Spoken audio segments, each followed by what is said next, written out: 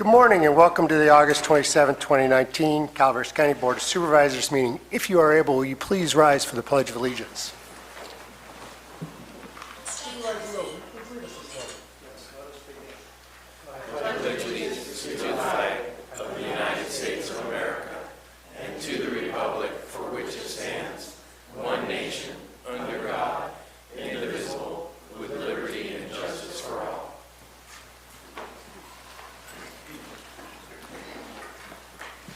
Thank you very much. Madam Clerk, move to announcements. Announcements. This is a time for county staff to provide updates of upcoming county events that may be of interest to the public. Any supervisors have any announcements? Supervisor Mills? Yes, just very quickly, there will be a meeting at the Sonora Opera Hall, 6 p.m. this Thursday regarding homeowners insurance, and State Assemblyman Bigelow and State Senator Borges will also be in attendance. And I would encourage everyone to attend that meeting, and I know that there's another one coming up for respective to our county as well, but we need to get the input out there and let them know what this is doing to us. So if you can attend that meeting, the parking is limited, so arrive early. Thank you. I'd also like to add to that announcement that I was contacted by Assemblyman Bigelow and Senator Borges' office, and they have worked to help coordinate the Department of Insurance doing a town hall in San Andreas on September 16th at 6 p.m. at the Town Hall in San Andreas. Program is still coming together. There was also a conference call on this issue late last week where they have finally collected the data and they're acknowledging that we do have a problem here and that hopefully we'll begin working towards some legislative solutions towards that. So again, that's September 16th, and further information we post in the county, as well as I'm sure we'll all post it to our constituents, since I don't think there's any of us that aren't greatly concerned about this. So are there any announcements from staff?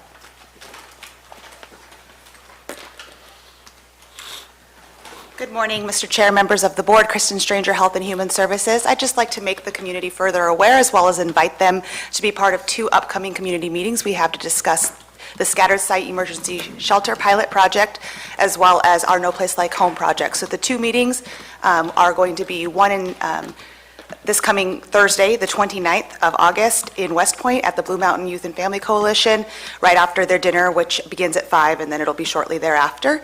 That one will be focused solely on the Scattered Site Emergency Shelter Pilot Project, as well as the next meeting would be on September 9th, 2019 at San Andreas Elementary. We're going to be discussing not only the Scattered Site Emergency Shelter Pilot Project with a multitude of partners there, but also the No Place Like Home units, and then answer questions from the community.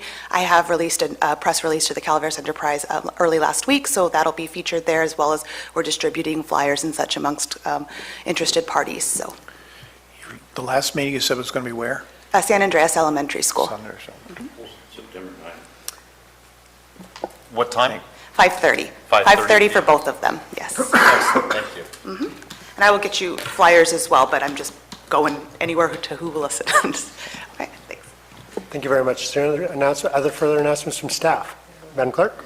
I'd like to announce the Calaveras County Chamber of Commerce State of the County Breakfast to be held on September 6, 2019 at the Metropolitan. Doors open at 7 a.m. The event is from 7:30 till 9 a.m.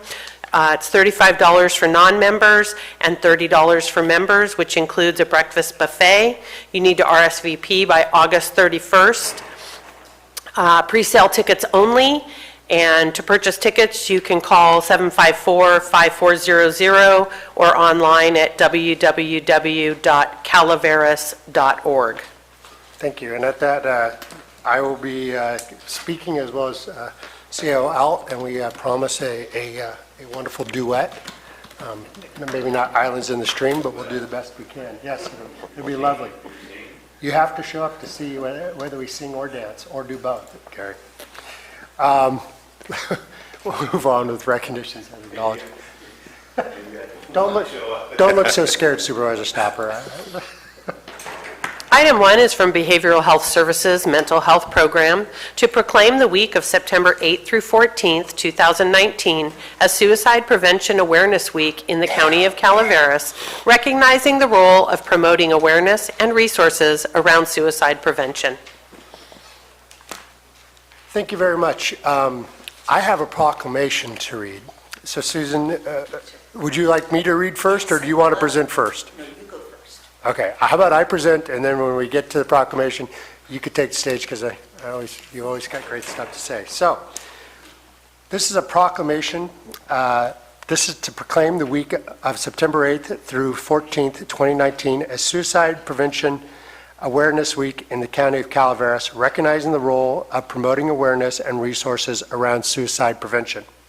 Whereas September 8th through the 14th is recognized across the United States as Suicide Prevention Week, which helps promote awareness and resources around suicide prevention. And whereas according to the Center for Disease Control, suicide was the 10th leading cause of death overall in the United States, claiming the lives of more than 47,000 people in 2017, with approximately one death every 12 minutes. And between 1999 and 2016, suicide rates increased in nearly every state across age, gender, race, and ethnicity.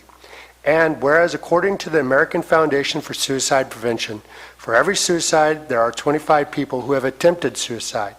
And whereas every death by suicide directly impacts numerous family members, friends, loved ones, and by extension, the entire community. And the Calaveras County Health and Human Services Agency, Behavioral Health Services Division, is committed to raising awareness, providing educational and training on suicide prevention, helping to reduce the stigma associated with suicide and attempted suicide. And Health and Human Services and Behavioral Health Services conducts an annual suicide prevention training that teaches how to help others and how to talk about suicide without increasing the risk of harm.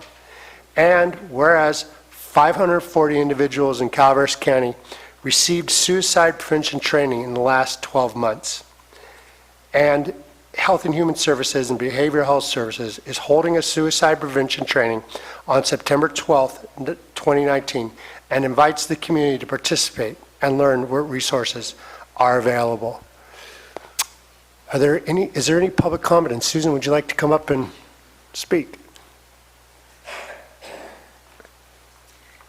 So I have a handout which shows the information about the event, and on the back is a list of some of the trainings we offer at no cost. Good morning, Chairman and members of the board. My name is Susan Sells, and I am the Mental Health Services Act Senior Department Analyst for Calaveras County Health and Human Services Agency, Behavioral Health Services Division. Today, I'm here to ask you to grant a request to proclaim a week of September, from the September 8th through the 14th, as Suicide Prevention Week. Suicide Prevention Week is dedicated to the role everyone in our community can play in preventing suicide, and all community members are encouraged to know the signs, find the words, and reach out to someone they are concerned about. Preventing suicide requires the efforts of many, from individual friends, families, neighbors, and coworkers to government agencies and community organizations from a wide range of sectors. Each death by suicide directly impacts numerous family members, friends, coworkers, loved ones, and often the entire community. The County of Calaveras Health and Human Services Behavioral Health Division is committed to promoting protective factors against suicide, such as access to effective behavioral health and peer support. Calaveras County Behavioral Health Services conducts ongoing and at no cost suicide prevention activities and programs throughout the year, including training that as was mentioned, 540 persons received training just in the last 12 months. We invite everyone to attend the Question, Refer, Persuade, which is referred, the acronym is QPR, Suicide Prevention Training, and listen to our contractor, Mr. Baldwin, Ken Baldwin, telling his own personal story. This will be on Thursday, September 12th at the Living Room Peer Center, and the time is 11 to 1:30, and we welcome you all to come and listen in. Suicide is preventable. Please call the national hotline if you're needing to talk to someone at 1-800-273-8255, or the Calaveras County 24/7 Crisis Hotline, which is 800-499-3030. And if anyone is interested ever in receiving a QPR, suicide prevention training, or we also offer mental health first aid trainings. One is a 1 to 2 hour training, the other is an 8-hour training. We offer both of these at no cost throughout the year. You're to contact Kibi Alvarado, who is our MHSA Support Services Supervisor and arranges the trainings. And we are very flexible, so if a group wants two 4-hour trainings to total the 8 hours for mental health first aid, we can accommodate that. So if you're interested in holding or participating in a training anytime this year, please call KB, and the phone number is on the handout I gave you. And I have additional handouts about the event that I'll leave here for the audience. We respectfully ask that the board adopt the resolution proclaiming the week of September 8th through 14th in September as the Suicide Prevention Week. Thank you for your time. Thank you very much, Susan. Is there any public comment on this item? If you wanted Nope. any data about. Seeing none, bring it back to the board. Is there a motion and a second? So moved. Moved by Supervisor Callaway, I'll second. second by Supervisor Toffenelli. All in favor? Aye. Opposed? Passes 5-0. I'm sorry, you need to call for public comment. I did. Oh, Okay, I good. interrupted you.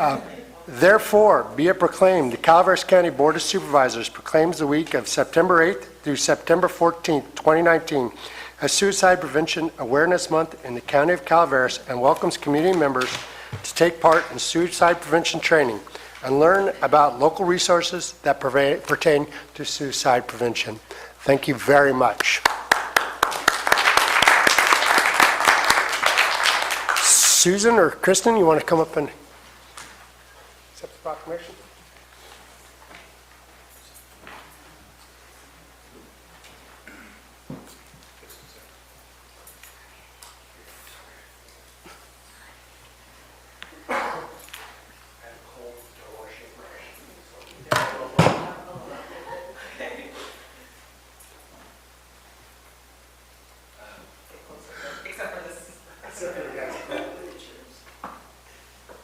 thank you.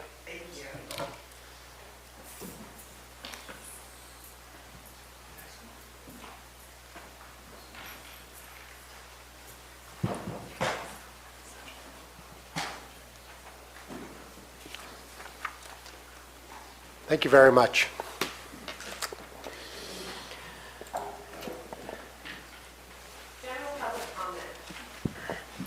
Any item of interest to the public that is within the subject matter jurisdiction of the board and is not posted on the consent or regular agendas may be addressed during the public comment period. California law prohibits the board from taking action on any matter which is not posted on the agenda unless it is determined to be an emergency by the Board of Supervisors. If public comment is completed before the 30-minute allotted time period, the board may immediately move to the next order of business. If public comment is not completed during the allotted time period, it will be continued as the last item of business in order to provide an opportunity for the remainder of comments to be heard. Thank you very much. I think everybody here knows the rules for public comment. You'll have 3 minutes. If you'd like to make a public comment, come forward. Pat, lead us off. Good morning. I wanted to address something I said last week because I noticed public comments on area newspapers that someone misunderstood what I said, and I just want to set the record straight. I was talking about the benefits of medical cannabis under strict medical supervision where youth are concerned. And with epilepsies, there's certain medicines that are very helpful that are cannabis-derived, cancer as well. And I said that it was a misnomer, that it's terribly harmful to children. In that context, in a medical context, it can be beneficial. I have not now nor ever advocated for recreational use in youth. I've never said that it's good for kids to use it as children. I'm all for the medical use of cannabis. I'm all for supporting the rights of adults to make choices about their lives. But I don't think that people in the regulated cannabis market are at all interested in promoting youth use, and I just want to be clear on that. Thank you. Further public comment? Al? I can jump ahead of somebody. Nope, you're in line. Al Segala, Taxpayer Association. I have a couple items. One of them is our taxpayer alert program, public access TV program. We've had some really interesting interviews. A recent one actually was two segments, 2 half-hour segments. We interviewed Richard Velasco, who's a promoter, and he's backed by a fellow named Dennis Sanfilippo, who won the lottery some years ago and is quite an investor in the Copperopolis area. Anyway, Richard is putting together almost like a chamber of commerce that's not exactly a chamber of commerce. It's to promote communication of different viewpoints in the community and also have an entertainment function. So he's going to have his first radio show, which will be broadcast from Copperopolis in September. I don't have the date right now. Anyway, there's something new, and we'll see how that works. The Howard Jarvis Taxpayer Association has been just a blessing for homeowners. I'll give you an idea of how much of a blessing. If you bought a home 5 years ago, you would, and Prop 13 was not in effect, you would have had to pay an additional $33,399 more in taxes. I mean, that's pretty profound. And if you owned the home since 1978, that amount would be $236,462. Those figures were compiled by the State Association of Realtors. Also, they've been fighting all along to try to preserve Prop 13, and outnumbered 15-1 usually. And because the people support it, they've been pretty successful in keeping it intact. The most recent success is ACA 1, which would have changed the Prop 13 to reduce the 2/3 to 55% under certain circumstances. And it was defeated. And it's just incredible, just a tremendous win. Another one they need help on now, same thing, this one's in the Senate, and it's SCA 5. So if you are inclined to, you might want to contact your representatives and tell them that you don't want SCA 5. Also, I'm kind of curious. I saw these cute-looking puppies up there, and I wonder if Marita knows each of them. Thank you very much, Al. I should have the clerk speak to what we're doing on this after public comment. Ms. Corda?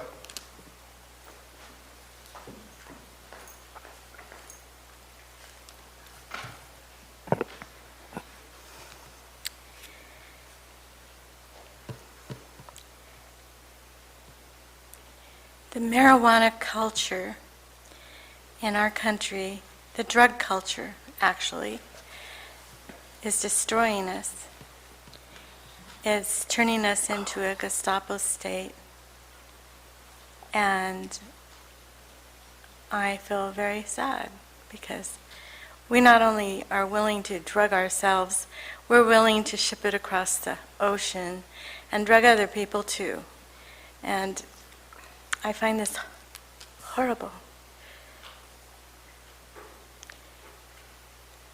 I'm not saying that marijuana can't help people, but there's a lot of people running around being doctors that are prescribing things to their neighbor and other people in a desperate attempt to help them. But I have seen doctors, in the sake of repeat business, prescribing every unbelievable sundry drug in order to please their patients so they can get repeat business. Everybody knows that if you want to be successful in business, if you have repeat customers, they're your best source because they're on a regular basis. And that is what the drug culture is doing in our country. They're looking for more and more customers. I call them victims, but what they're doing it to make money, and at the expense of our young people. And I just find it abhorrent. Thank you very much. Is there further public comment? Marty? Marty Crane, District 5. I wanted to thank Al for bringing up the issue of Prop 13. I retired from almost 20 years in escrow in Orange County, which is like insane. During the time when that issue came up and that was passed. And there were people who thought it was totally unfair because, for instance, we bought a house and we knew what the taxes would be because of Prop 13. So we knew that in the future, based on what our finances and our plans were, we could stay there. We could retire there should we want to. So we proceeded with that purchase. About, 10, 12 years later, of course, the neighborhood's all changed and everything, and the economy's booming. And the taxes have gone up because it's all supply and demand before you got the Prop 13. And whenever someone purchases a house and it changes ownership, it gets reevaluated based on the current tax table. And so the people next door had a house exactly the same floor plan as ours. Exactly. Ours taxes were $500, theirs were $1,100. And there was another house that was exactly the same floor plan as ours, and they had bought it maybe 10, 15, 20 years earlier than us, and their taxes were like $200 a year. So, but all three of these instances, they had an opportunity to make the decision based on their own personal finances and plan, retirement plan, based on that. And so there were people that came afterwards and thought it wasn't fair. But you know what? They were just mad because they didn't buy earlier in that location. So in escrow, it's always location, location, location, buyer beware. And you can't expect as a young person to live in the same, at the same level and in the same town as your parents when you were born or when you graduate from high school. You have to pay your dues. You've got to live where you can afford to live and where you can, you have the ability to take care of the property, such as we are concerned with here. And then also, there was also, as with all legislation, there are loopholes. And there were people that were concerned about corporates, a corporate loophole. And it's my understanding, correct me if I'm wrong, that the Taxpayers Association was trying to address that because they found a loophole and they didn't have to be reassessed. But I think that might have already been resolved. Anyway, just a little information. Thank you. Thank you. Mr. Moore?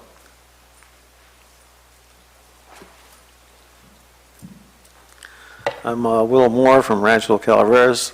I didn't really intend to speak, but Al brought it up. Anyhow, when my parents were buying a house when this Prop 13 came up, and their taxes were nearly as much as their mortgage payments. And they were all in favor of this Prop 13. And can't blame them for that. But the thing has been overdone. When that prop came up, California school system was first in the nation. This Prop 13 thing has been overdone, like so many other things in life. And now, California school system is number 48, down next to Mississippi, I think. So it's overdone. This whole tax cut thing has been overdone. We need the money. The governments and other agencies need the revenue. Thank you. Thank you. Any other public comment? Seeing none, We will close public comment. Madam Clerk, could you just take a second and tell everybody what's going on while on the screens? Sure. So in an effort to bring more visibility to, in this case, animal services within the county and adoptable animals, we were provided by Animal Services with a slide presentation of animals that are available for adoption. So we will be running slides during our break and our recess that will showcase these animals and showcase other things that are happening with Animal Services, such as free rabies clinics. Because of our time in having to get the presentations together, there may not always be that the animals that we're showing, maybe someone will have adopted them already. However, it's always worth a call to Animal Services to see who they have there that might be a good addition to your family. Thank you very much, and really a great program, and thank you for helping put this together. Susan, thank you as well. As many of you know, if you watch from home, we have a blank screen that says we're on break till we come back, and this will be shown on those screens so people can see the wonderful pets that may be available to them. Thank you very much, Madam Clerk. Let's move on to the consent agenda. Consent agenda items are expected to be routine and non-controversial. They will be acted upon by the board at one time without discussion.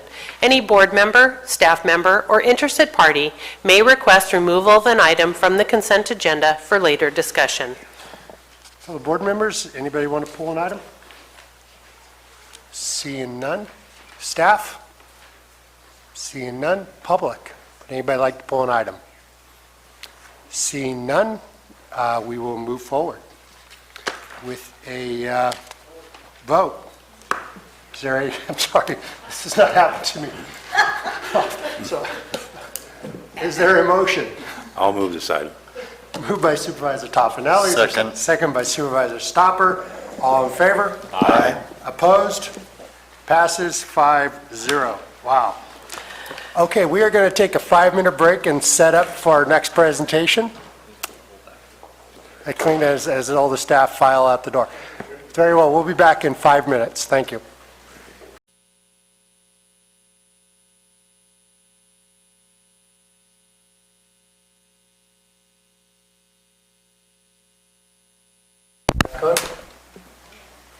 Welcome back to the Calaveras County Board of Supervisors meeting. We are on item 19. Madam Clerk. Item 19 is from the Administrative Office to receive a presentation regarding Mountain Valley EMS Agency's request for proposal for 911 Emergency Advanced Life Support Ambulance Transport Services. Thank you. Supervisor Toffenelli, you serve on this committee. Do you want to cue it up? Sure. Just a short history on what's happening here. In September of next year, our contracts, the 10-year mark on the contracts for ambulance service will be coming to an end. So we're sending out for a request for pricing RFP for new bids soliciting for that service in the county. I know that during the course of this time, there's been a lot of complaints about response times and a lot of different issues that have to do with this. So in response to that, I've been working with Lance to change the way response times are calculated and change the way response times are done according to population versus rural areas. That's incorporated in this item that we're about to see before us, and this is actually, if you look in your packet and you go online and you open this packet on the county website, you will see the complete RFP as it was presented to the state. Now, the state has to adopt it first before it comes back to us, because they may recommend some changes done to it that we have to incorporate into it. But I talked to Lance earlier today, and apparently the state is about to approve it. We should know tomorrow, which would mean any changes done that they require would be done, and then it would come back to us for our approval, then go out to bid to anybody that has the proper or necessary equipment to bid on this project, and they would be fully scoped before their bid would be accepted. So I don't want to go into Lance's whole program here, but that's a synopsis of what's happening here today to us, and this is for us to look over. If we have any comments on it, any changes we would like to see, he could have those incorporated and when it comes back to us for our stamp of approval so it can go out. So I would like to turn over to Lance Doyle, our Chief Executive Officer of Mountain Valley EMS. Welcome. You're good. No, Turn you're it off. You're good. Thank you, Supervisor Tofinelli. Chairman Garamendi, members of the board and staff, my name's Lance Doyle. I'm the Executive Director for the Mountain Valley EMS Agency. I'm also a resident of Calaveras County. I'm a 15-year resident of Arnold. Moved up from the Bay Area. One of the best decisions I've made. I am here today to present the highlights of the Calaveras County Ground Ambulance Request for Proposals. In 2014, the Mountain Valley EMS Agency conducted a request for proposal process, which resulted in a 5-year contract with American Legion Ambulance in the North and South zones and Ebbets Pass Fire Districts in the East zone.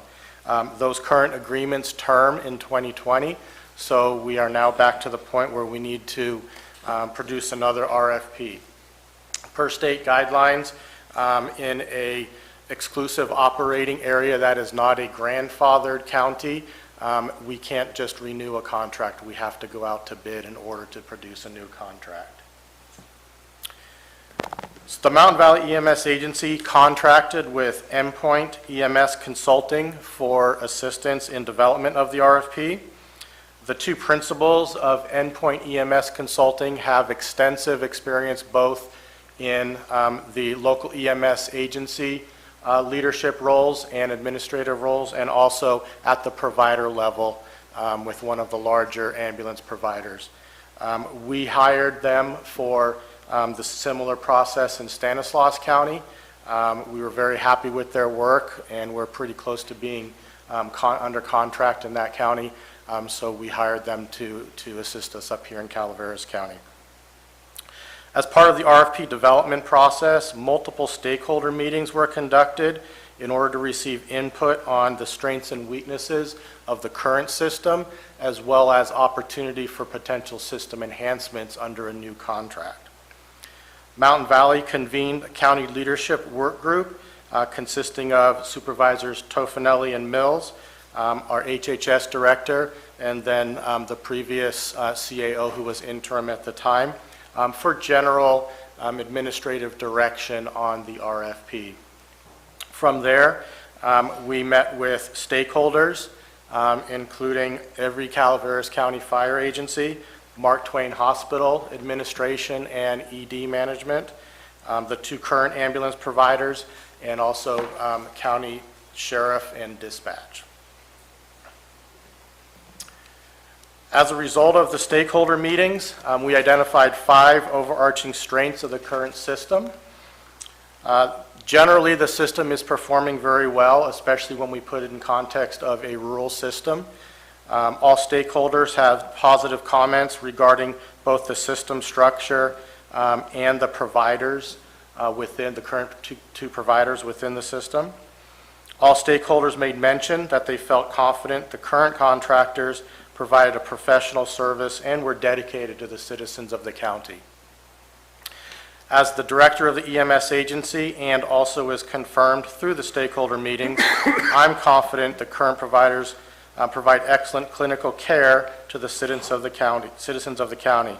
Both have extensive clinical oversight and quality improvement processes, which they monitor on a daily basis, and they report up to the EMS agency. All of the stakeholders reiterated the strong partnerships that they've developed with both of the current providers. They feel that they have an open line of communication with management and feel that concerns are addressed quickly and appropriately.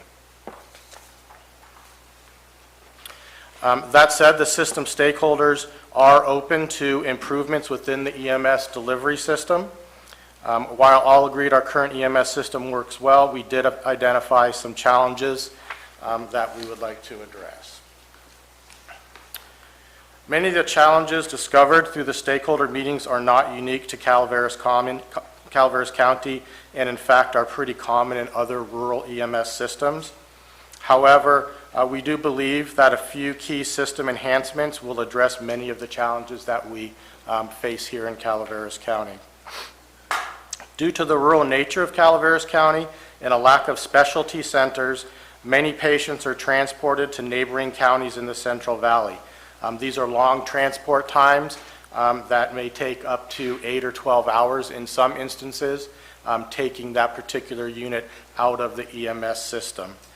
This, on a regular basis, this could become taxing to the EMS system, the 911 system.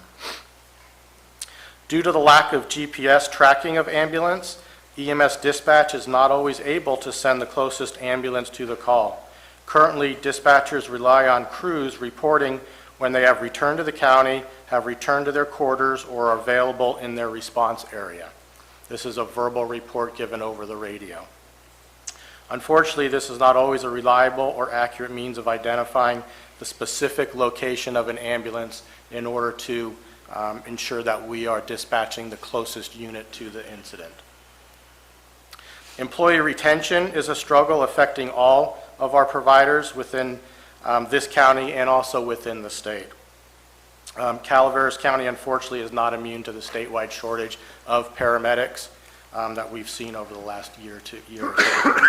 Many EMTs and paramedics use the ground services as a career stepping stone to jobs with fire service, air ambulance providers, or potentially nursing school.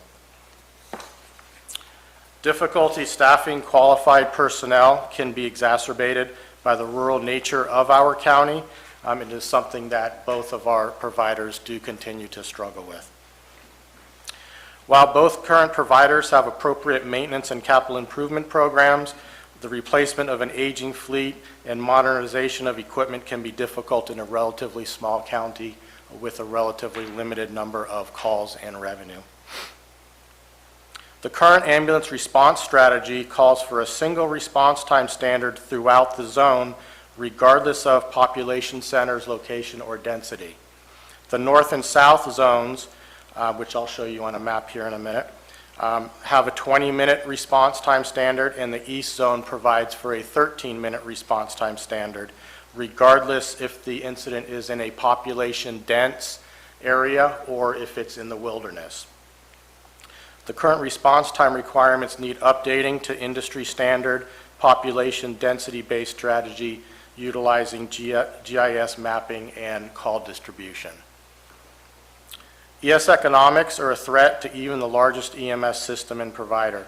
Over the course of the past 10 years, the number of uninsured and underinsured individuals has increased, federal and private insurance reimbursement has declined, and the costs of running an EMS system continue to rise. These economic difficulties are only magnified in the rural EMS system with lower call volume, longer transports, and diminished economies of scale in comparison to some of the larger national providers. The goal of this RFP is to build an economically sustainable system for the next 10 years, and all potential system enhancements must be implemented with this in mind. Currently, Mountain Valley does not have the ability to monitor response time compliance or clinical performance in a real-time manner. We rely on the provider to self-report response times and also rely on the provider for clinical personnel and patient care oversight. Dispatch radio coverage is difficult in certain areas of the county, and particularly in the east zone. Ebbets Pass Fire, the current provider in the east zone, is not able to receive dispatch calls within its primary station 1 and relies on a phone call from dispatch in order to be dispatched out to a call. While dispatch is not under the purview of this RFP, we recommend a radio system assessment and plan to address the coverage difficulties throughout the county. The current fee structure for EMS dispatch places a financial burden on both providers. This is compounded in the east zone, where Ebbets Pass Fire is charged by both EMS and fire dispatch for the same call, resulting in over $80 in dispatching fees to go on calls, many of which are not insurance billable. If it's an AMA, release at scene, or a lift assist or something of that nature, those are not billable yet. They still have to pay for dispatch fees.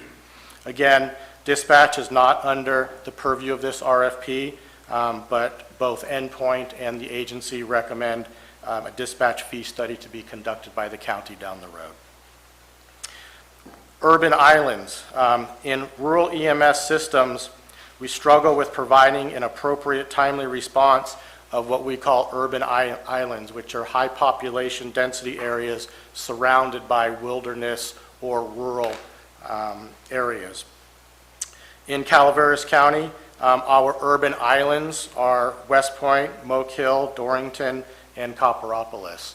Again, high population densities with a long drive time from, say, San Andreas or Angels Camp or Arnold. So based on the system, based on the improvements to the system and the areas that we thought we could benefit, we came up with a list of enhancements, again, with finances in mind and economic stability of the EMS system. So based on the challenges discovered through the stakeholder meetings and system analysis, a few select high-impact system enhancement has been written into the RFP. I believe these fiscally responsible enhancements will go a long way towards bringing the Calaveras EMS system in line with current industry standards. In fact, a few of these enhancements will bring our system to a level of clinical and response time compliant oversight that exceeds many urban areas. As mentioned, the response time standard for the north and south zones is 20 minutes, and the east zone is currently 13 minutes, regardless of where in the county the incident occurs. Mountain Valley contracted with a GIS consultant and has produced population density-based response maps with the National Grid System overlay. This will allow for appropriate population density-based urban, suburban, rural, and wilderness response time standards. More on response times in the next couple slides, but there's a few printouts here of sample maps. They were too large to include in the PowerPoint, and I can go over what these maps are here in a minute. To manage a modern EMS system status plan, GPS tracking of ambulances needed. Mountain Valley and the Calaveras County Sheriff's Office are working together to enable ambulances to be tracked via automatic vehicle locators within the dispatch CAD. This will be the same technology utilized by Calaveras County SO on their vehicles. In addition, mobile data terminals installed in all ambulance will allow for computerized dispatch of ambulances, which will reduce phone time for the dispatchers in the SO dispatch center, will allow for closest unit dispatch because now we will know where each ambulance is in real time, and will enable the responding ambulance crew to see any dispatch notes prior to their arrival on scene. Mobile data terminals will also allow for responding ambulances to communicate arrival, transporting, arrival at the hospital, and in-service times without the use of the radio, allowing for more accurate time stamping, as well as lightening the workload on the EMS dispatchers. The First Watch online compliance utility is an industry standard leading EMS system surveillance software package that Mountain Valley has been using in Stanislaus County for the past 5 years. First Watch allows for third-party verified response time compliance oversight on a per-call basis. We would not need to rely on self-reporting anymore for response time compliance. While self-reporting has been the industry norm for many years, the current industry standard is to employ independent third-party verified monitoring. Mountain Valley has previously secured funding for First Watch in Calaveras County and is currently in the final stages of implementation into the Calaveras County SO dispatch CAD, and we will have full First Watch functionality prior to the start of the new ambulance agreements from this RFP. We're actually hoping to be online a little bit sooner than that, but we will absolutely be ready for the new contracts. An additional surveillance platform offered by First Watch allows for complete EMS system clinical oversight through a product called FirstPass. Mountain Valley is in the process of implementing FirstPass in all of our member counties, which will allow for unprecedented real-time clinical oversight by both the agency and the ambulance provider. This is a huge benefit in use of technology, which allows the EMS agency and the medical director to oversee calls as they happen, and allows for us to expand our quality improvement, training, and that type of oversight. It also allows the ambulance provider a login to their own system, and they'll be able to utilize the same technology for their quality improvement systems. The agreement resulting from this RFP is a 5-year term with the option to extend for an additional 5 years. A long-term contract is the standard in the EMS industry as it encourages investment in the EMS system, provides stability to the county, and allows for long-term capital investment by the provider. One note, the RFP draft that was contained in the board packet identifies a 5-year term with 2 options to extend for 3 years. That's actually in conflict with the Calaveras County Ambulance Ordinance, which indicates a maximum of a 10-year contract, which is also in line with what the State EMS Authority likes to see. So we've made the change to a 5-year with an option for a 5-year extension. So this is a sample of the GIS mapping provided by our consultant. The national grid system will be overlaid, and then the shape file, which is the core file, will be uploaded to dispatch in order for us to track our compliance. Potentially, if needed, I may need to bring a future board agenda item to provide direction to SO to implement our response time grids and the shape file. We can address that at another time. But if you look at the county here, each of those colors indicate a different population density. The darkest colors are urban. You can see those islands that we talk about. And then as you get lighter, the lightest color being wilderness, the next lightest color being rural, and then suburban is the 4th category. Lance, what is the green line up in Mountain Ranch area? I can't see those terms. That I'm not sure. It doesn't pertain necessarily to our response time compliance strategy. Just something I got on there. But you can also see the 3 EOAs. You have the east zone, the south zone, and the north zone. And Pardon? Okay. Are they cut out for a specific reason? No fly zone. Thank you. I'm sorry for interrupting. no, I'm sorry, I didn't have the answer for that. I know the audience can't see, but this map over here is the same mapping, but we put the call distribution for 1 year, and you can see that most of the calls, each pin is a call, align pretty well with the population centers, which is fairly common for most systems. And then this map here is a close-up version of, this actually looks like the Copperopolis area. Again, no, that's not Copper, I'm sorry. Comanche, yeah. With the call distribution, but then the national grid system overlay. And that grid system is what we actually will upload into the Sheriff CAD.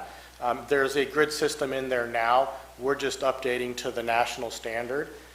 And then each of those grids is assigned a response time to automatically produce our response time compliance. Again, here's a recap of the current response times. We generally focus on code 3, which is lights and sirens. Again, 20 minutes to the north and south zone and 13 minutes to the east zone. So ambulance response time compliance is measured at the 90th percentile and not the average response times. In effect, 90 out of 100 calls need to be on time in order to meet compliance, and anything less than 90% is considered non-compliant. The new response times are based on population density, which correlates with call distribution and frequency. The new response times ensure a more appropriate response to the population centers, which experience the highest call volumes. This ensures a quicker response to the majority of calls as compared to the current response time standards. These response times have been approved by the Mountain Valley EMS Medical Director and are very similar. In fact, they're identical to what we use in Amador County right now. So what you can see for our Code 3 calls, and this applies to all 3 counties, you will, in the Code 3 call in an urban area, we can just pick San Andreas, okay, high population density. Right now is a 20-minute response time. The response time now will be 12 minutes. And then for suburban, we go to 20, which is the current response time. Rural is a 30-minute response, and then wilderness, the industry standard is we get there as quick as we can. These are generally off pavement, four-wheel drive or logging road type of situations. And then we actually audit each of those calls just to make sure the care was appropriate and the response time was appropriate.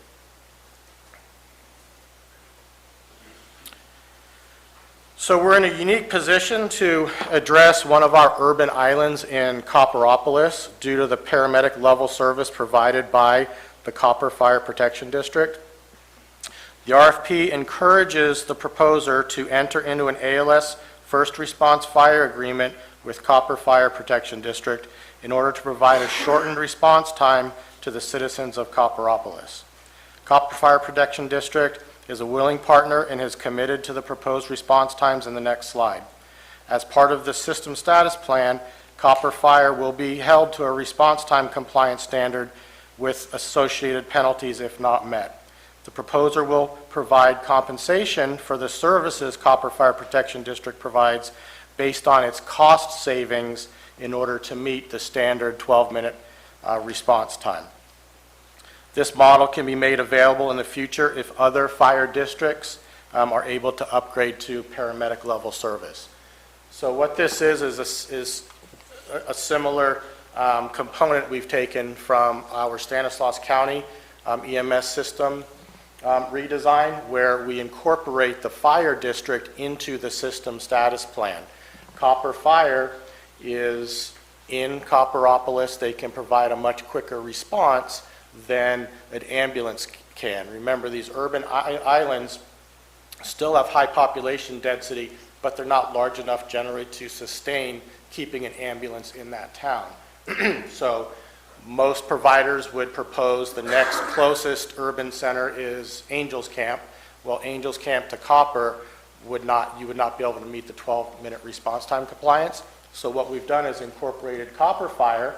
They've committed to a 10-minute response with a paramedic, same level of service that the ambulance provider serves, and that will give the ground ambulance proposer or provider an additional 4 minutes to get to that call. So we get a quicker response to the patient with the same level of service, and financially it's a little bit more sustainable model because to require an ambulance 24/7 is generally about $1.4 million a year, and we just don't have the call volume in Copper to sustain that. So a joint agreement between the Fire Protection District and the ambulance will actually accomplish a better goal. Plus, it provides an opportunity for the fire district to see a new revenue stream that they hadn't seen before. So our next steps. The RFP is currently at the State EMS Authority for approval. All of these RFPs must be approved by the State EMS Authority. I was actually there yesterday to kind of nudge them along a little bit on this RFP. They've had it for 5+ weeks. And funny, he said it'll be ready tomorrow. So it was a worthwhile trip. I'm told Wednesday, I'm thinking by the end of the week, hopefully we'll have approval from the EMS Authority. I've already been told what the changes that need to be made, and it's just one. It was the term of the contract, which we already aligned with our county ordinance. Once approved, I take the RFP to my JPA board for presentation and final approval. Then we will release the document. Hopefully that'll happen next week potentially, which will keep us on track. And then proposals will be due in late November, early December, depending on when we actually release the RFP. with a notice of intent to award by the end of the year. And those dates are a little flexible depending on if the state drags their feet a little bit, but I'm pretty confident after my meeting yesterday. Thank you. I'm happy to take any questions. Any questions from the board? Supervisor Callaway? Yeah, I have a few questions. Under the system, let's start, with copper, Yes. or whoever, whatever, the fire district, and how is the client billed? They're billed by the respective fire department, plus they're billed by the ambulance service? So in the state of California, your billing for EMS calls comes from the transporting agency, so it would be the same as it is now. It would be billed by the winning proposer.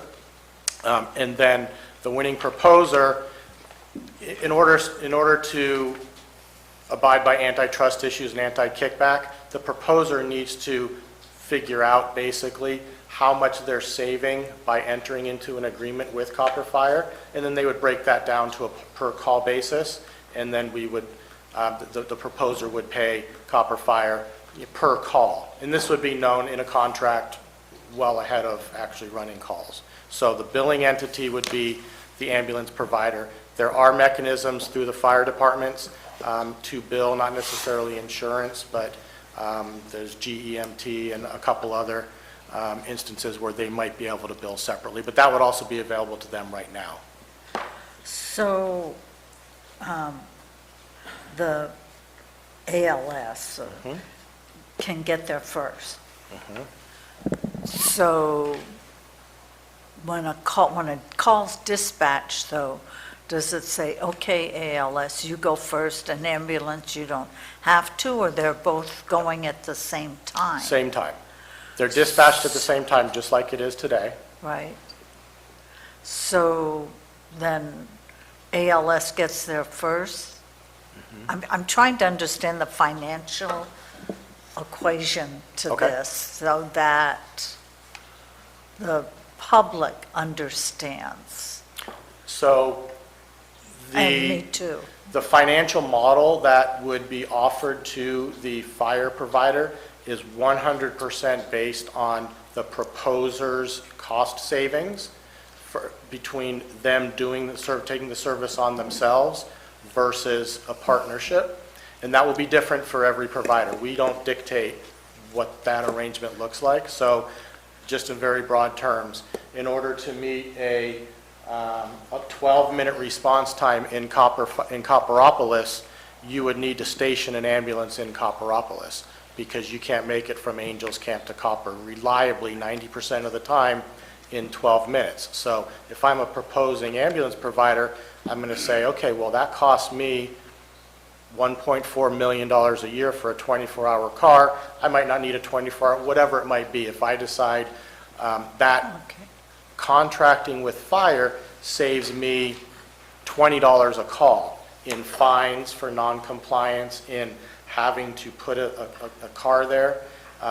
If it averages to $20 a call that it saves me as the provider, then I can go to the fire district and enter into an agreement to pay them $20 per call. So that gets us a quicker response to the patient, because the fire agency is located in Copperopolis, and they've, through meetings with Copper Fire, they've said, I can get to anywhere in my response district, any of that urban area, urban island, in 10 minutes. That's better than if we just left it up to the ambulance provider. So it's a benefit for the community, it's a benefit for the fire agency because of the revenue stream, and it benefits the ambulance provider because they get some help, if you will, with that hard-to-reach area. Okay, I'm going to move to response time. If I understand, there'll be a different standard for urban, suburban, Yes, rural, ma'am. and so forth. So is it first watch? I wasn't clear who's going to be monitoring that, because you said it's a self-reporting system. And, go ahead. Oh, sorry. So as we sit today, and as was the standard when this contract was written, we would rely on the self-reporting from the ambulance provider. So right now, we get a report from the ambulance provider, says we ran 400 calls and we were late on 20 and our compliance is 92%, right? We're relying on the provider to self-report. And that was the industry standard up until First Watch. That's what we did in Stanislaus County as well. But things have changed, and now we have technology that allows us to independently monitor those response times automatically through integration into the CAD. Because when a call is dispatched, let's say it's dispatched at 10 o'clock, the ambulance gets there at 10:08. They call dispatch and say, I'm on scene, so there's a timestamp in the CAD. We pull that information from the CAD, so now we don't rely on the self-reporting, right? We are getting the raw data from the CAD. We contract with First Watch. We manage the interface. First Watch is the company that produces the surveillance software. So if a ALS or an ambulance doesn't meet that 12 minutes, is there like a cutoff, then they're fined, or what Yes. is the ramification? So there's a couple ramifications, and I didn't put a slide together on it, but it is in the draft RFP.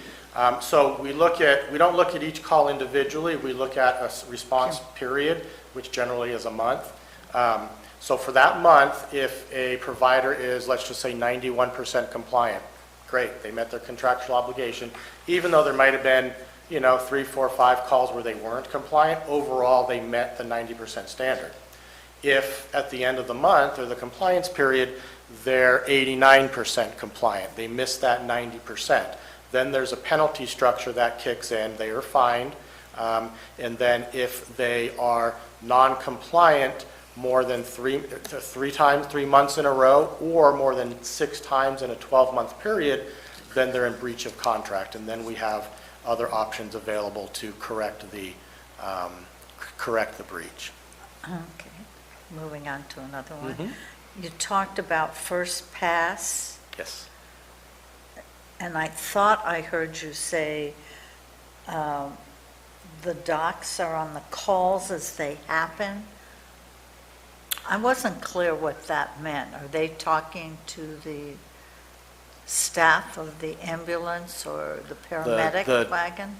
Docs are on the call? The doctors, the docs, the No, medical I'm sorry, I team. must not have been clear. So I wasn't clear how First Pass worked, Okay. because you said something about the calls as they happen. Yes, yes. I didn't know what that meant. Who's talking to whom about what? Okay, so First Pass is a clinical component made by First Watch, and I would love at some point in the future to come in and give you a full presentation on what both of those do. However, the First Pass is the clinical component, so the medical director would go in and set up different types of calls they want to look at. And in general, what we do is we input our treatment protocols into First Pass. Every time a paramedic runs a call, they do their PCR, and then they hit upload, which they have to do within 2 hours of a call. It goes into First Pass, and it looks at, this is all automated through technology, it looks at compliance to the protocol. If it's compliant, great, we don't look at it, right? But if something falls out in that, I don't know, they didn't give a medication or they gave too much of a medication, it will flag that call so that the provider's clinical people can look at the call and provide remediation or what have you. It will also aggregate all those types of calls through the whole system that our clinical staff can look at the compliance to these different protocols. So it's an automated system, and it happens, I said real time, it's really after the paramedic uploads their PCR. So there's not any doctor involvement. The medical director can look at these as they pop up. They would give you an alert in your email. But if you set it up. if I heard you correctly, it's post the fact that it's Yes. happening, not during the time that No, it's happening. not during the call, no. No, we have, I'm sorry if I'm getting off topic, we No, no, have no. standard protocols as approved by our medical director that the paramedics in the field follow. And then we have clinical staffing both at the EMS agency and at the provider. And it does have to be retrospective. You can't be there side by side. But that's where training and education and certification comes in, that we sign off that these paramedics are able to follow our protocols. So we assume that they are following the protocols. This gives us a method to confirm. So how does that protocol dovetail with the respective hospitals? So the protocols don't necessarily integrate with the hospitals in general. These are pre-hospital treatments. So as an example, a patient calls for chest pain. When we get there, we have a chest pain protocol. They treat the patient per those protocols, and they transport that patient to the appropriate hospital. Once we transfer care at the hospital has their own set of protocols. Okay. Now, On the term of the contract, 5-year plus a 5-year, and you had mentioned what it currently is 5 plus 5 3 times. Whatever it is now that you have to change. Yes. Is that something that the EMS board wants and our providers want? And if it's a county ordinance that says we can't, should we change the county ordinance? Or is it the state saying you can't? So this would be a big can of worms we could get into a long discussion about. There's some turmoil at the state over what authority they actually have to dictate the length of a contract. Traditionally, they've set a maximum contract of 10 years. That's what the feedback was they gave me yesterday in our meeting, which I had already changed the RFP because our ordinance says 10 years. They would push back if we wanted to do a contract any longer than 10 years. So what? I mean, 10 years, considering it's a very expensive system, is not very long. Absolutely. So what control does a respective county or the EMS board have in keeping what it is your board is recommending? So It's not worth the fight. there's been other counties that have been through this where their board has said, we want a 15-year contract. And the EMS agency has always said, no, we don't approve of your RFP. Some of them have gone to litigation. Again, we're in a little bit of a time of turmoil with the EMS agency. I guess my short answer would be it would potentially open us up to the state saying, if we move forward with, let's just say, a 15-year, the state saying, well, we didn't approve that RFP, and there could be potential consequences for that. What those consequences are, I don't really know. 10 years is the industry standard, if that helps. I mean, I And heard we're you coming off say a that. 5-year. Yeah, I know. So are we coming off our second 5-year? No, this last contract was only a 5-year. There was not an opportunity for renewal. So is this the renewal time? No, we're in the original 5-year contract. That's Yeah. what we're going, Yeah, the current into. contract, this board before my time Right. had asked for a 5-year agreement. We're in that 5-year agreement that started in 2015, and now we're looking at 2015 to 2025. so we're looking at the second 5 years. The 5-year, we're in our first 5-year, and we're moving into our second 5-year, is No, that? we're looking at a new contract. Got it, okay. Yeah, new contract. That's all for now. Thank you. Thank you. Thank you. Supervisor Mills? Lance, I was trying to get in the middle of it. You had used an acronym, PCR, Patient Care Report. I'm sorry, I just wanted to bring that up. Sorry. I'm going to give away my time in service here. The person who trained me on an ambulance was Steve Kovacs. So we're going back a long ways. My question would be regarding Copper Fire, is how long is it going to take to get an agreement or, to get some number put together, that agreement can be reached with Copper Fire? You know, is this something that's going to take a year? Will it only take 6 months once it's approved? You know, how quickly can the EMS agency assist in getting that number put together so they can actually get it into their budget? So I'm finalizing our templates, if you will, for the same relationship, the first responder fire agreement in Stanislaus County. I've got, I think, 13 of them down there. That template will have already been approved by our council, so it would be just a matter of inputting the specific scope of work in business language. It would be in place well before the start of this contract. It's not a heavy lift.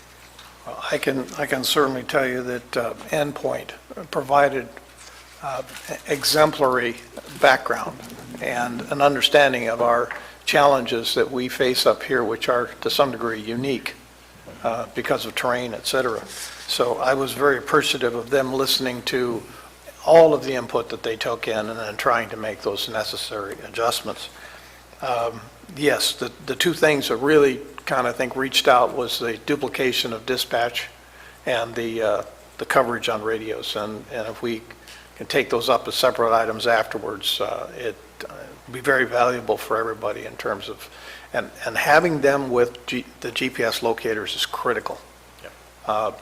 Oftentimes, we lose track of them simply because of terrain. And having that on board now with satellites, it's very easy to keep track of where they are. And it will also be a safety issue for them. We know where they are if something happens and they're delayed. So I want to thank you and the team for all that you put in making this work. And I see a very successful future for whoever accepts this contract and is willing to run with it. Thank you. Supervisor Callaway? Yeah, I have one more. On the cost of dispatch, Yes. so will the, I'm not sure, so in Ebbets Pass, they have to pay EMS and they have to pay the county for that same phone call. That seems a little overkill. So Ebbets Pass is in a unique position, and I know Chief Johnson's here if he wants to speak to it or correct me when I'm not accurate. But because they're a fire agency, they get dispatched to medical calls through their fire dispatch, which is Right. CAL FIRE right over here. But then because they're also the ambulance provider, they get dispatched from the approved EMS dispatch center, which is the Calaveras SO. So will that happen to Copper? Will they have to No, double because down and pay? No, because Copper's not a transporting EMS agency, so their dispatch would only be through CAL FIRE as it is today. So it doesn't seem fair that Ebbets Pass has to pay twice. I don't know, if the chief says get off the boat, Marita, I will, but, Chief, yes, go ahead. add some light. All right, hey, it's great to see everybody, and thank you for giving me a moment. We are in a unique position with being a contracted ambulance provider, and we accept the responsibilities that include the primary PSAP dispatch center, which is your sheriff's office, which is the primary medical call taker for that type of work. And we also are the fire agency, which we're, it's a pleasure to, have the Calaveras County support financially to help offset the ECC costs over at CAL FIRE for all of our fire and medical on that side. So in reality is we're accepting that dual responsibility of an ambulance. We elect to bid on our zone. We don't have to.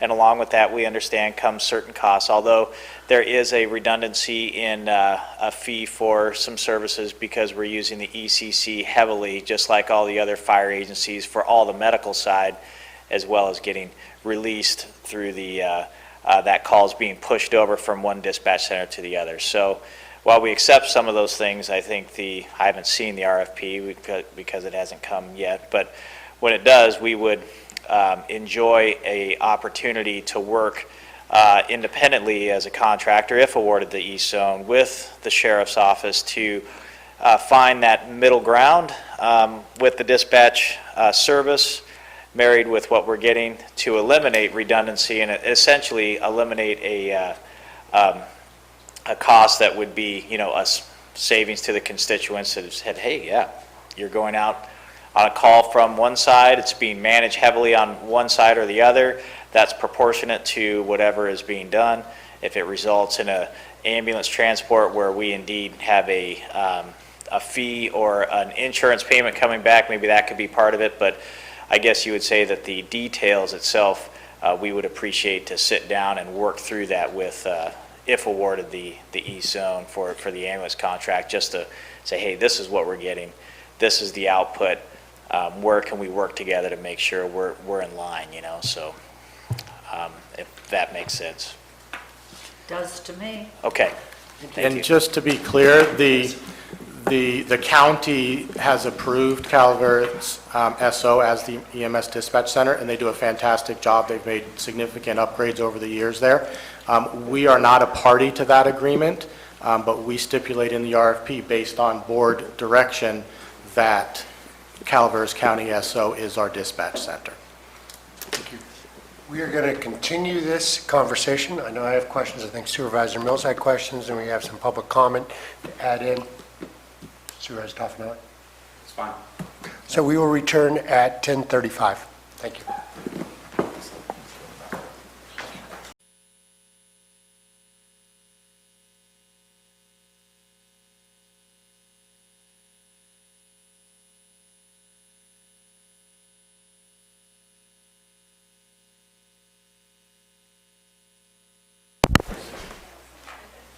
Welcome back to the Calaveras County Board of Supervisors meeting. We are continuing our discussion on EMS. Supervisor Toffenali, you had some questions, or? Oh, Dennis waved me off. No? Yeah. My questions have to do, Lance, with the automatic vehicle locator.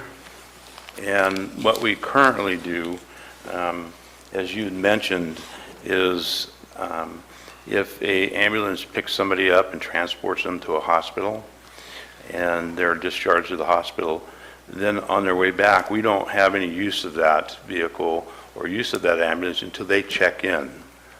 Is that correct?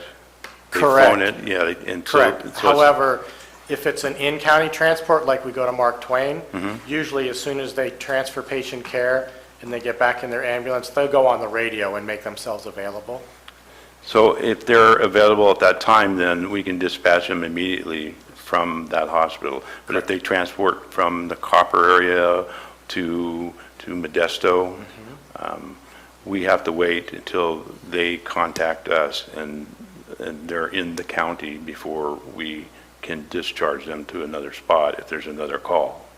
Correct. What would normally happen is the ambulance would transport, let's just pick a hospital in Modesto, and they transfer the care of the patient, and then they drive back. Usually, as soon as they hit the county line, they should be going available in the region. But we don't have, as we are today, we're reliant on them to report, right? And then as they make their way back to their zone, we don't really know where they are.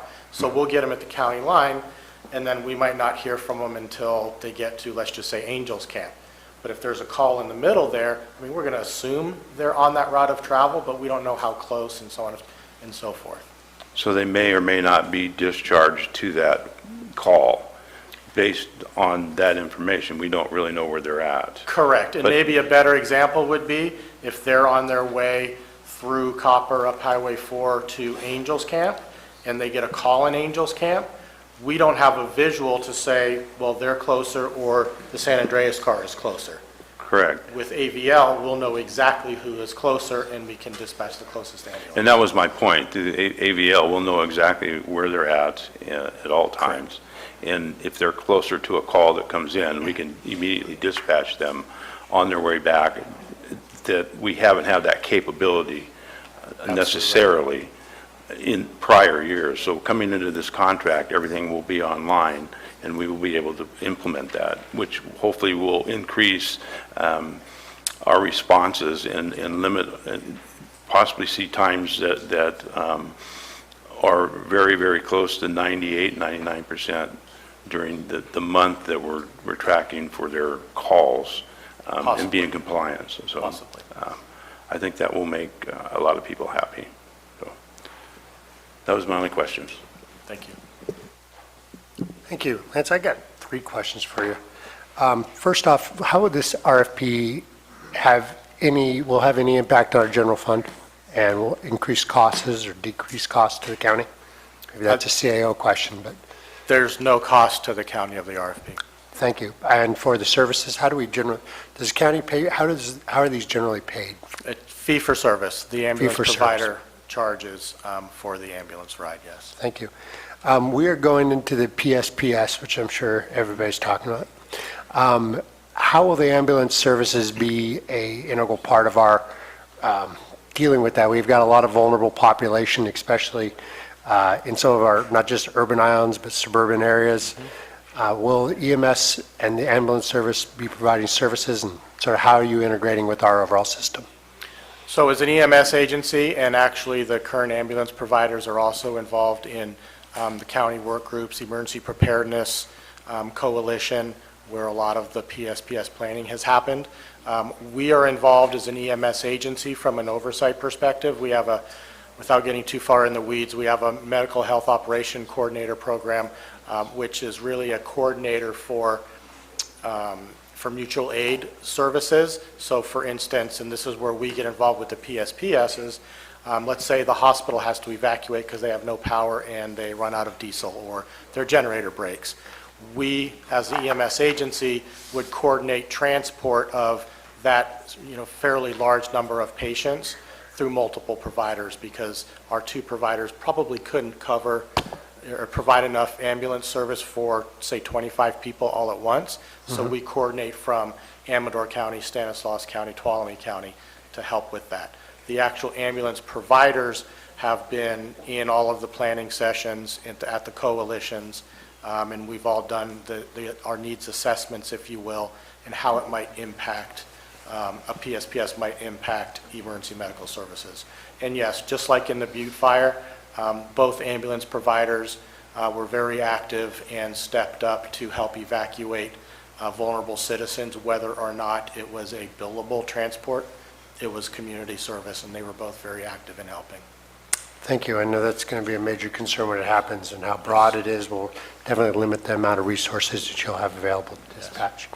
My last question is, you've got these maps with the urban islands. Urban islands are going to be required to have it in 12-minute response.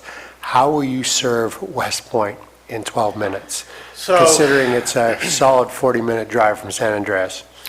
So that's one of the difficulties we have with the urban islands. What we have, and I apologize, I should have put in the presentation, we've developed a policy, and this is the policy we have in place today, that those are dedicated, or they're flagged as hard to reach areas.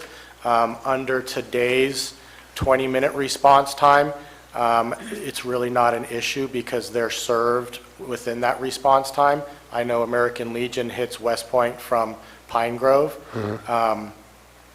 Under the new response time scenarios, those urban islands, if they don't have an option like with Copperopolis fire, those are going to be categorized as a suburban response, so they would retain the 20-minute response times. They unfortunately would not be able to get the 12 minutes. That would just, it'd be unsustainable financially.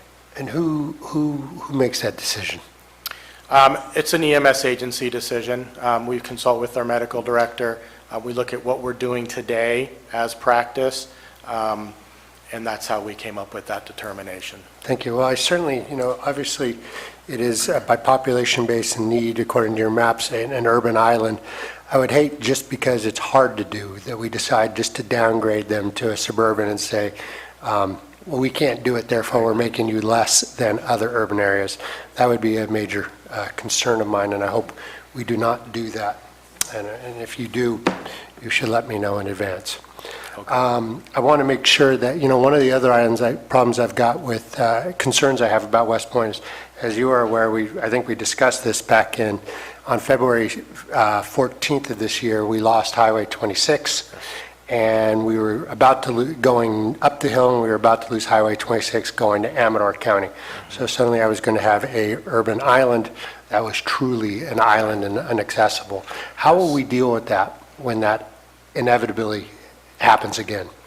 So this year, we were fortunate in that we still had a way in through Amador. My understanding is American Legion actually moved their unit closer to West Point. We faced this situation actually back before I moved here, but I want to say it was 1997 up on Highway 4 where we had the Ramsey slide. And what we ended up doing there was getting a crew to the other side, and then we would transfer the patient. We used air resources if needed. That's one of the difficulties of a rural and really a mountainous wilderness county is you sometimes need to think out of the box. And fortunately, both of our providers are really good at that. I know one of our providers, well, they all have four-wheel drive ambulances, which is a requirement in the RFP.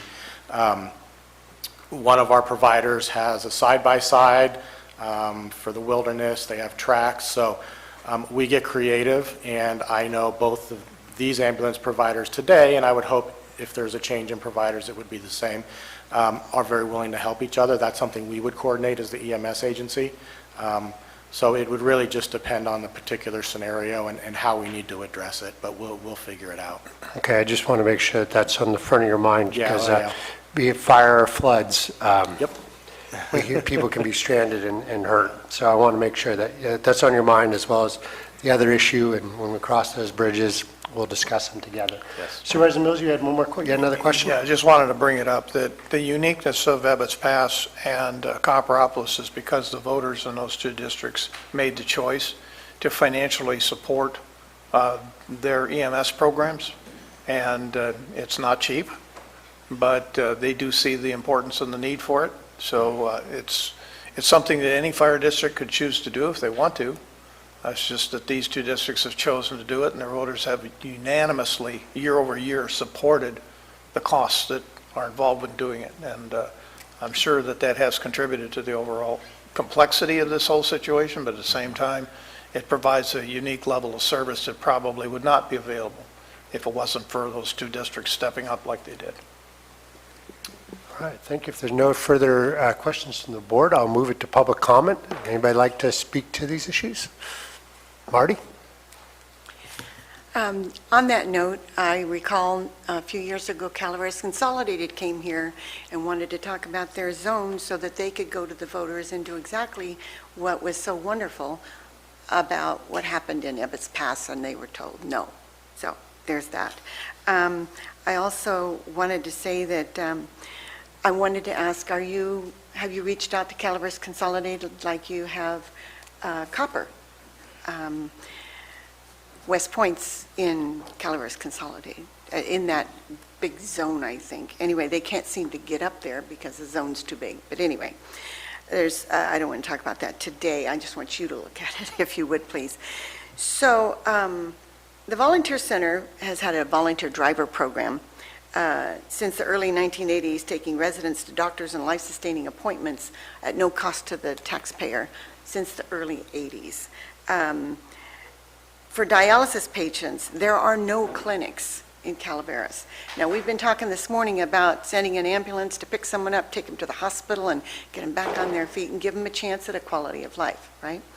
But for a dialysis patient, it's a whole different story. Patients travel an hour one way and then sit in a recliner for 2 to 5 or 6 hours, and their quality of life is a real concern. Patients, they want some sense of normalcy, which is not supported by having an ambulance or a cancer van come to their home 2 to 3 to 4 or 5 times, 2 times a day, 3, 4, or 5 times a week. The Volunteer Center, we struggled to find a solution when calls would come in saying, now, we all know, or maybe we don't, that if you don't do dialysis, you die very quickly. It's not painful, you just go to sleep, but you die. So you have to do dialysis. You have to make that choice one way or the other. And so we struggled to find a solution for these calls to dialysis transportation for years.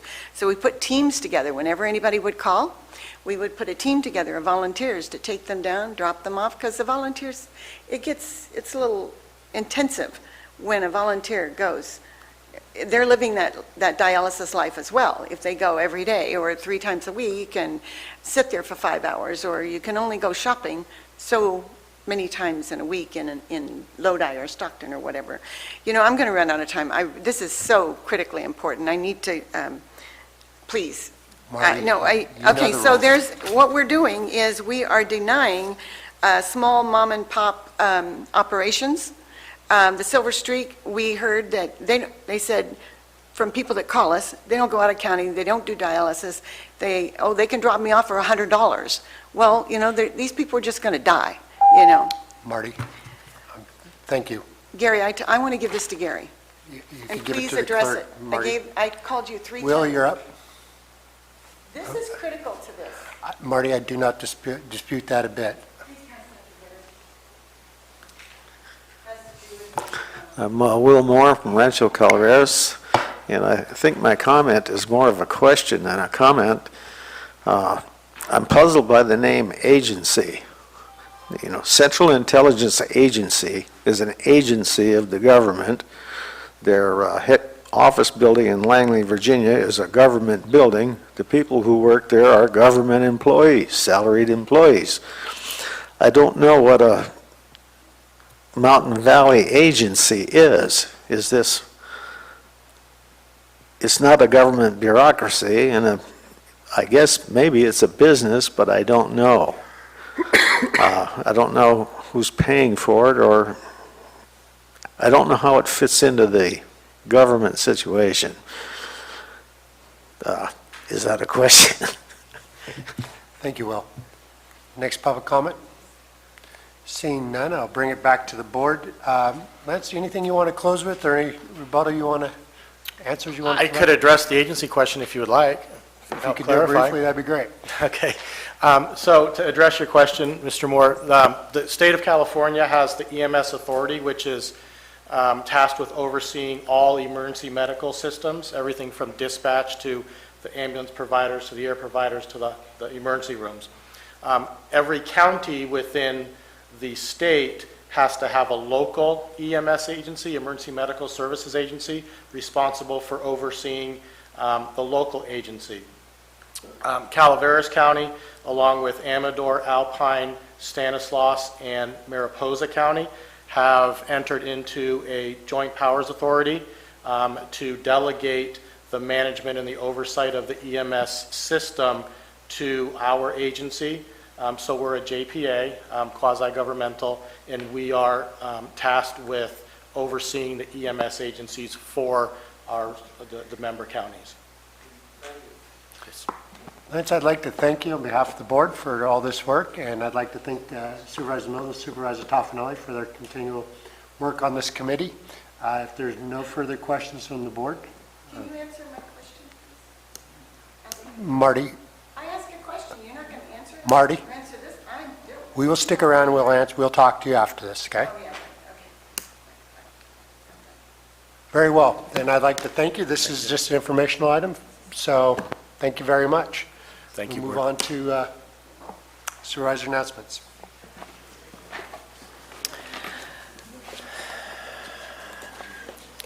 Supervisor announcements. In compliance with AB 1234, chaptered as Government Code Section 53232.3D, board members shall provide brief reports on meetings they attended at the expense of the local agency at the next regular meeting of the legislative body.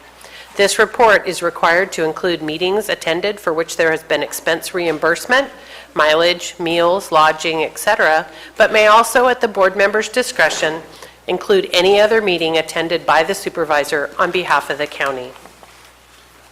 Thank you very much. Supervisor Callaway, would you like to lead off today? I attended no meetings for the expense of the county. Thank you. Supervisor Mills? Yes, it was Wednesday the 14th, down to the GSA meeting in Stockton. Please remember that the plan is out for public review and comment, and hopefully each supervisor will have a chance to look at it before we make a decision on that in November or December.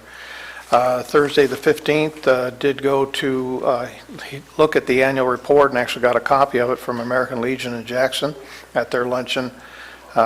Wednesday, 21st, we did have the unique opportunity with John, who kind of walked out of the room, to tour the spillway at New Maloney's along with a state geologist who is going to come back and do some additional work on that site, just to confirm that the spillway is indeed not an Orville and that the communities below New Maloney's are indeed safe. Had a camera meeting, which you and I attended that same day, and Saturday 24th, I was asked to attend the Farm Bureau barbecue out at the fairgrounds, which I was very, very pleased to see the number of young people that are involved in our ag community here and their level of involvement. I've been meeting on the Monday mornings at the Copper Valley Cafe in Copperopolis to talk to constituents, and it's been good conversations so far. And then also, I don't know if anybody noticed it, but the Bearcat arrived yesterday as I was driving out of the parking lot, so I had to get a picture of it. So the Sheriff's Department's new Bearcat is here. How long it's going to take them to get up and operational with it is a question, but they're very thrilled to see it, as am I. That's all I have. Thank you, Supervisor Stopper. Nothing to report. Supervisor Toffenelli. I have nothing to report. I attended the Mountain Valley EMS meeting last week, but nothing that I charge the county for, so nothing to report. Thank you. I have nothing to report as well, but I did forget to announce to you all and invite you all. Lumberjack Days is the first Saturday in October up in West Point. It is a great time. Please attend if you can. Hopefully we'll be reopening the county's building up there, which we're doing some remodeling on.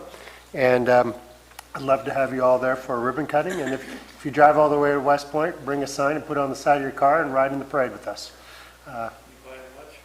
I will buy you lunch if you come up. We'll go to the Lions Club and get a brat together from the stand. Announcements from staff. Nothing? Madam Clerk?